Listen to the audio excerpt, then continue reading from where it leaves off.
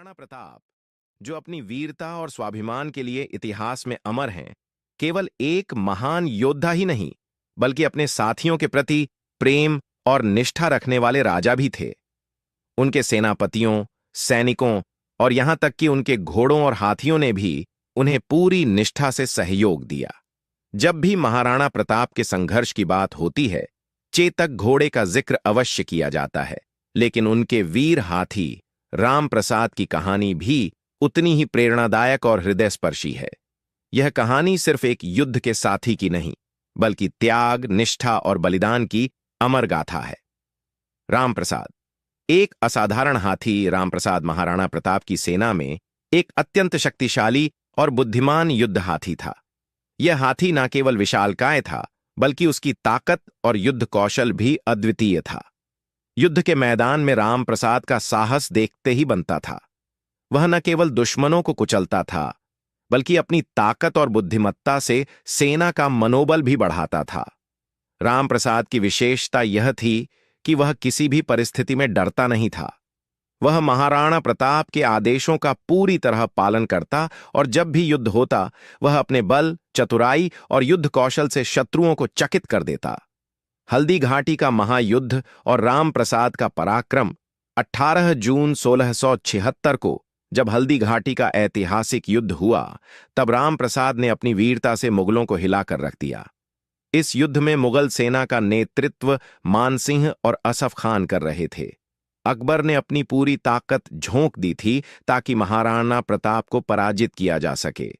युद्ध में महाराणा प्रताप अपने प्रिय घोड़े चेतक पर सवार थे और राम प्रसाद अपने बलशाली रूप में युद्ध भूमि में कहर ढा रहा था। वह अपनी सूंड और विशाल पैरों से मुगलों के घोड़ों और सैनिकों को कुचल रहा था।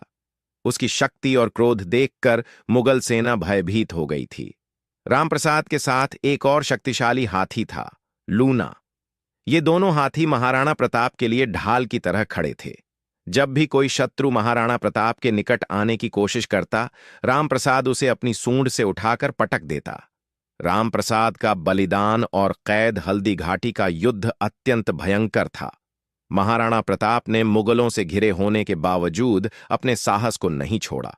हालांकि जब युद्ध का पलड़ा मुगलों की ओर झुकने लगा, तब महाराणा प्रताप के सेनापति ने उन्हें युद्ध भूमि छोड़ने का आग्रह किया ताकि वे जीवित रहकर आगे संघर्ष कर सकें।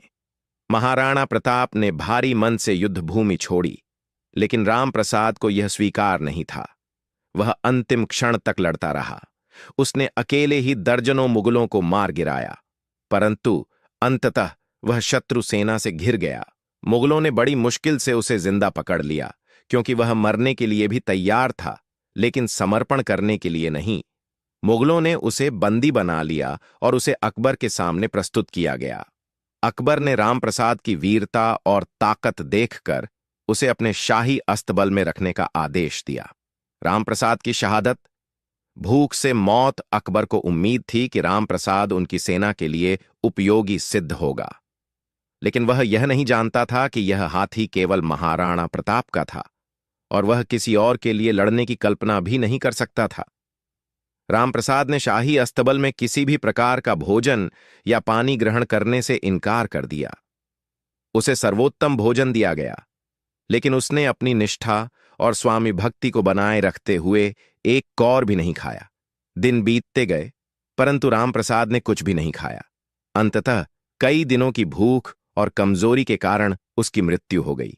यह एक साधारण मौत नहीं थी, बल्कि यह स्वामी भक्ति, बलिदान और अटूट निष्ठा की अमर कहानी थी। रामप्रसाद की विरासत। रामप्रसाद की कहानी केवल एक हाथी की नहीं है, बल्कि यह निष्ठा, प्रेम और बलिदान की गाथा है। उसने दिखाया कि सच्ची भक्ति और स्वामी भक्ति केवल मनुष्यों तक सीमित नहीं होती, बल्कि पशु भी अपने स्वामी के प्रति अटूट निष्ठा रखते हैं। आज भी जब महाराणा प्रताप का नाम लिया जाता है, तब चेतक के साथ साथ राम प्रसाद का भी उल्लेख किया जाता है। यह वीर हाथी सिर्फ एक युद्ध का योद्धा नहीं था, बल्कि इतिहास में अमर हो गया।